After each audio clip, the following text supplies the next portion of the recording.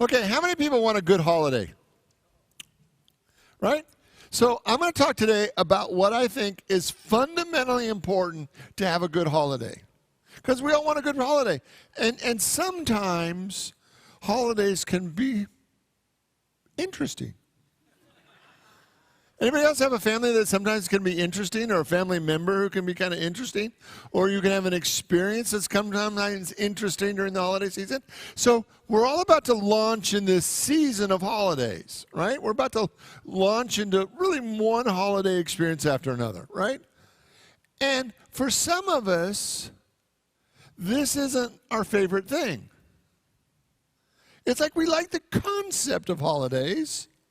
We're just not always sure we like the people we celebrate them with. Now, not that it would ever apply to your house or your family, but as a concept. So what if tonight we made a decision to change the way we are, and that could change everything else? Because one of the things that tends to be true for us is that we love to judge the heck out of everybody. We just do. We love to judge them whether they're doing it right, whether they're doing it wrong. We love to judge them if they believe the way we believe. We love to judge them if they think the way we think. We love to judge them if they drive too fast. We judge them if they drive too slow. We judge them if they ask a dumb question. We judge them if they ask a smart question. We love to judge people, right? For some of us, it's almost our major hobby, right?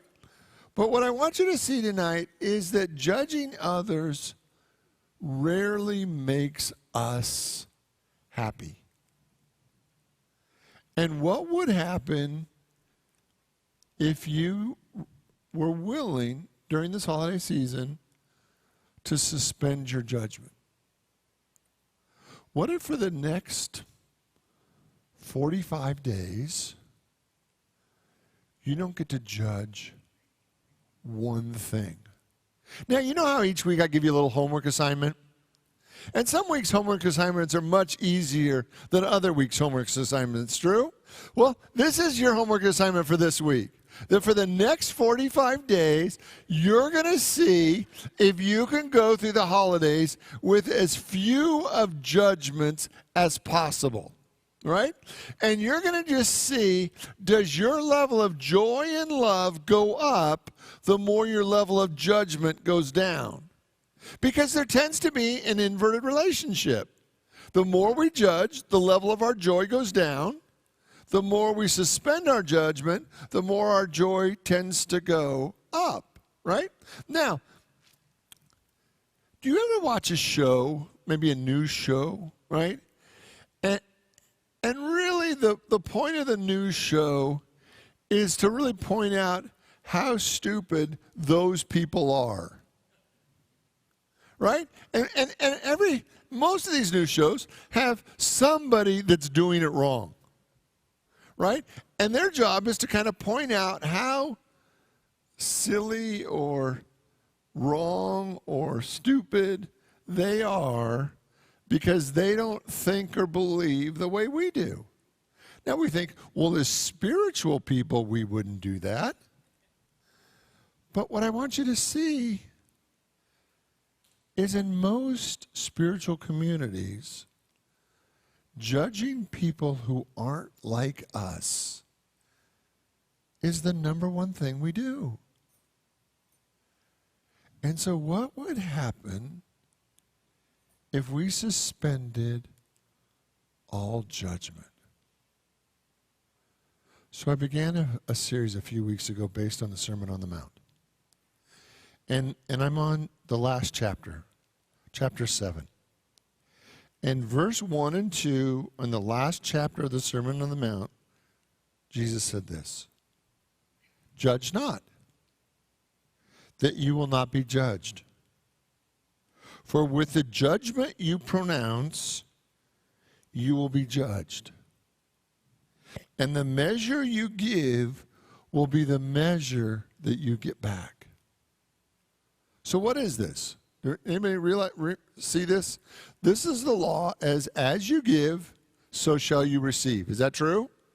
So that whatever you're about in the world, that's always coming back to you.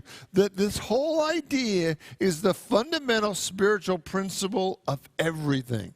That as you give, so shall you receive. True? We've all heard it a million times, right? This is the fundamental spiritual principle. Is as you give, so shall you receive. Now, sometimes we don't always want to see the negative consequences of what we're giving, right? And sometimes we don't think that the measure that we're giving out should actually ever come back to us, right? We want to be a little Teflon, right? So I want to say it, but I don't want it actually to come back to me. I want to do it to you, but I don't actually want to have that come back and impact my own life. And what Jesus clearly said is the level you judge another is the level that life judges you. Because it would have to be. It would have to be. Because as you give, so shall you receive. So the level that we judge others tends to be in direct correlation to the level that we judge ourselves. And the difficulty is, sometimes it's really hard not to judge. How many of you in the last week heard what happened in Paris on Friday? Right? So when something really awful happens, right?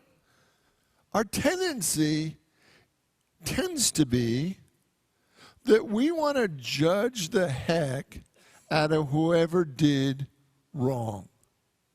And we feel completely righteous in our judgment because we believe that we've never done anything that bad, so we are completely justified in judging them. Now, I'm not saying what they did was right or good, right?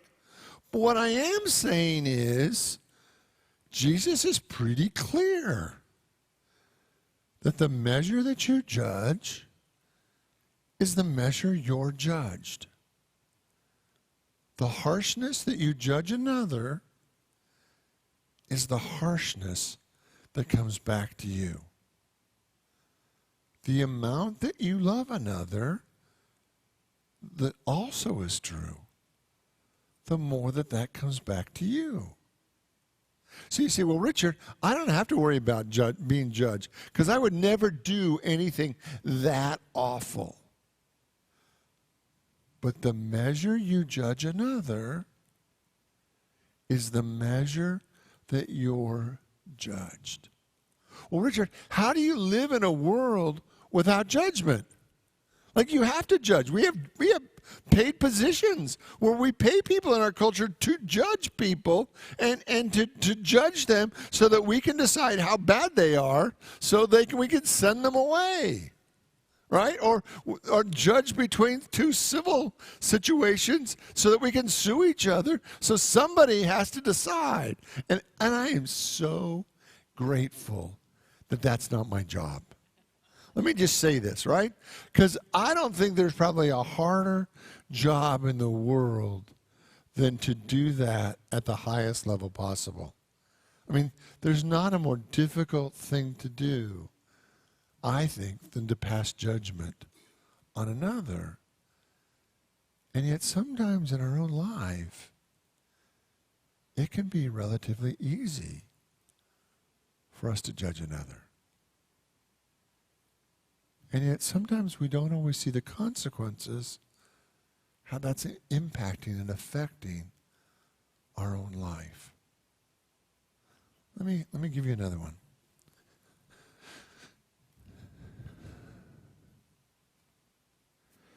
In John 8:16, Jesus said, "Yet even if I do judge, my judgment is true, for it's not I alone that judge, but he who sent me. So what does this mean, right? So is there a place for discernment in your life? I can easily make the case for that. I want you to actually discern who you have in your life and who you let babysit your kids and who you give your money to invest in. And I want you to use a lot of discernment. You know, sometimes people will say, well, I met them at the singles group here at church. Okay, well, did you use your own discernment? Whether, you know, it's like just because the person's at church, we still have to use our own discernment. Is that true? Right? Because it's our discernment, right? But what's the difference between judgment and discernment? Because I think this is really important. So one of the things I'm going to invite you to look at is that when our heart is closed, we are now judging. If our heart's open, we're in discernment. Like, if our heart's open, we can see who somebody is, we can allow them to be that, and our heart is still open. When our heart is closed, we're seeing them the way they are, and we're judging that as wrong, bad, not enough, awful, terrible. And the moment our heart closes, how much God is flowing in that moment? Very little, right? So what if during this season you get to use discernment? If you don't want to go to Uncle Harry's house, you absolutely do not have to go to Uncle Harry's house. Is that true? Now, and if people have a reaction to you not going to Uncle Harry's house, is that your deal or their deal? That's their deal. So you have a right not to go to Uncle Harry's house. What I'm inviting you to look at, though, is when you think of Uncle Harry, can you keep your heart open? Well, no, Richard, he's a son of a gun. If you've known how many times Uncle Harry ruined Christmas, you wouldn't keep your heart open either. Maybe that's true. But who are you doing this for? Who are you punishing? Are you punishing Uncle Harry? I don't think so.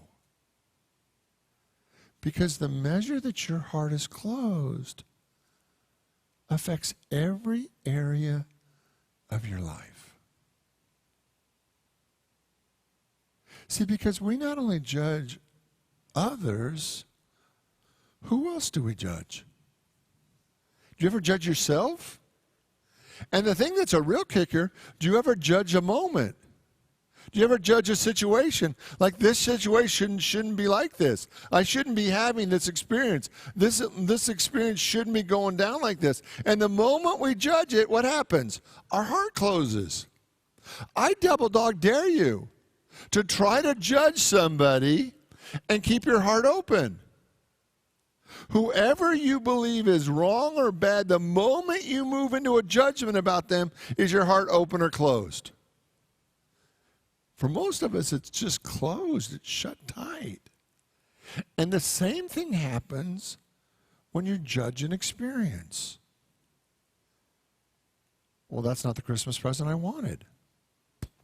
Heart open or closed? Right? If your heart's open, it's like you just receive it. You just receive it. Let's go on. I want to go one more. Matthew 7:16-20. You will know them by their fruits. Are grapes gathered in thorns or figs and thistles? So every sound tree bears good fruit, but bad trees bear evil fruit. And sound trees cannot bear evil fruit, nor can bad trees bear good fruit. Every tree does not bear good fruit is cut down and thrown in the fire, and thus we know them by their fruits. So we know them by their fruits. So is it your job to mark every tree as if it is good or bad? Is it your job? How many of you would like it to be your job? You know, we go to Home Depot and get that fluorescent gold paint or the green paint, and we can just mark people. We can put an X on all the bad ones, right, and a circle on all the good ones, and then we just could clearly discern, and somebody then could just be in charge of marking everybody so we know the good people from the bad people, and everyone would know the good people from the bad people from 100 yards away, right? The problem is, it's us. It's us. That for us to take our next spiritual step, for us to get happier and more loving than we've ever been before, for you to have the life in the holiday season that you really want, I'm going to invite you to stop judging. To the very best of your ability, to stop. Don't judge yourself. Don't judge others. Don't judge a moment. Just stop and open your heart. And see if you stop and open your heart, if your level of joy doesn't get much better.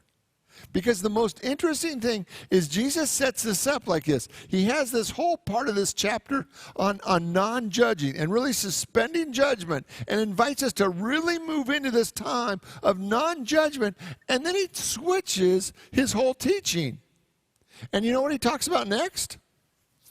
He talks about asking. I love this. He goes on and says, ask and it will be given to you. Seek and you will find.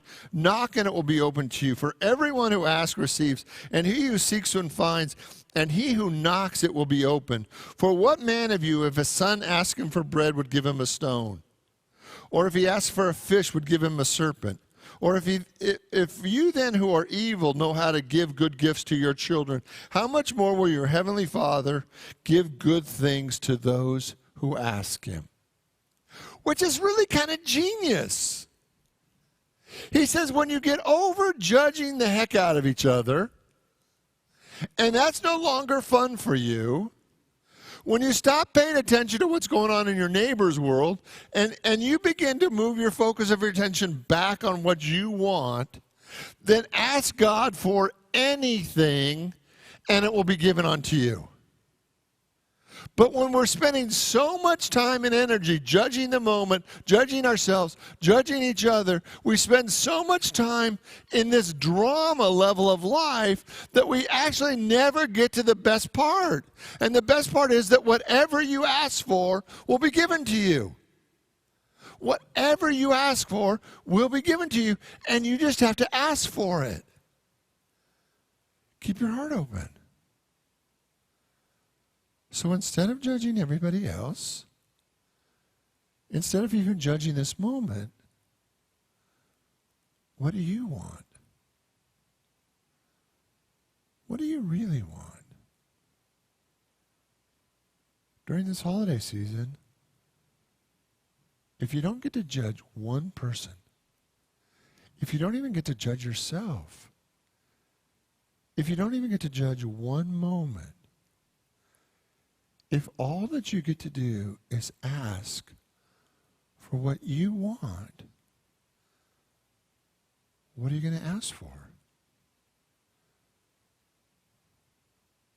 Isn't historically that's when we were kids what Christmas was all supposed to be about? That you just get to ask for what you want. What Jesus is saying is that's your relationship with God.